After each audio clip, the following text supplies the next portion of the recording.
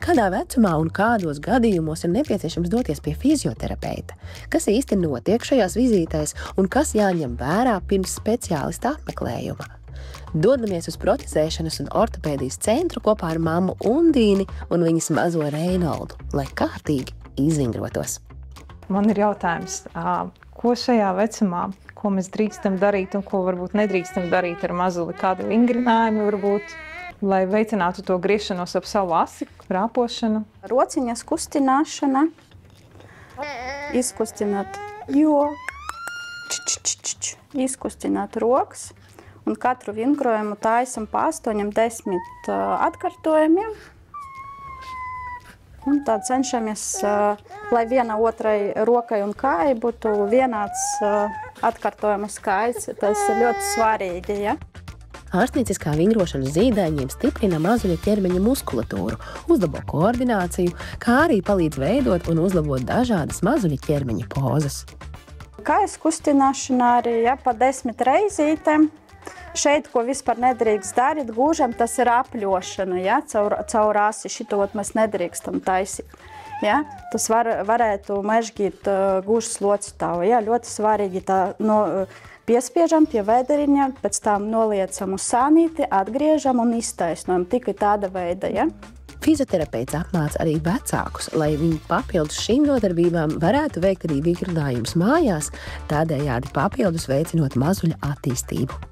Šitas diagonālis, ja, diagonāls ļoti svarīgi ir apošanai.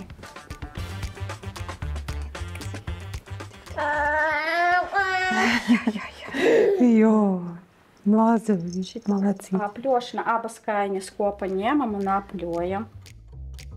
Mazulis aktīvi piedalās nodarbībās, šādi apzinoties savu ķermeni un kontaktējoties ar apkārtējo pasauli. Nodarbību ilgums ir atkarīgs no bērniņa uzmanības noturības. Parasti viena sesija ilgst līdz 30 minūtēm. Uz bumbas bērnu katru dienu iesākams, tad bērns izjūs savu vairāk trenējumu līdzsvaras sajūtu. Ja? Tas nepieciešams, lai pēc tam viņš normāli celtos četrāpus rapo, ja, un celtos kājas un staigāt. Ja. Vienu kāju saliecam, tas ir rapošanas. Ja. Arī mēs tā trenējam, rapošanas iemaiņas. Redzam, ja. Mammīt par to. Ārstnieciskā masāža vai vingrošana ir nepieciešama, ja mazulim ir sekojošas indikācijas. Pazemināts vai paaugstināts muskuļu tonus, iedzimti muskuļu vai pēdu defekti, gūžas locītavas defekts vai mežģījums, šķīvs kakls, ķermeņa asimetrija, paaugstināta uzbudināmība, kustību funkciju traucējumi un citi. Uz ārstniecisko vingrošanu var vērsties no 3 mēnešu vecuma bērniem. Un tās profilakses vai ir kaut kāda problēma, piemēram, paaugstināts muskuļu tonus, pazemināts muskuļu tonus, muskuļu disbalans, varbūt muskuļu saspringums. Ja, ja ir kaut kādas diagnozes vai izmeklēšanas, ņemt līdzi, lai fizioterapeits varētu paskatīties, kas ar bērnu notiek un kā rīkoties tālāk un sastādīt to ārstēšanas plānu. Pirms dodamies uz ārstniecisko vingrošanu, nav ieteicams barot mazuli vismaz pusotru stundu pirms nodarbības un vislabāk izvēlēties brīdi, kad bērniņš ir gulējis un labā noskaņojumā. Cik ļoti vispār ir vajadzīgi šie treniņi 6 mēnešu vecuma? Vispār attīstoši jāviengro pēc iespējām katru dienu, ja to varat atļauties. No rīta vai vakarā vai pusdienās, kad tas vispār būtu? Kad bērnam vislabākais noskaņojums, tad būs par prieku.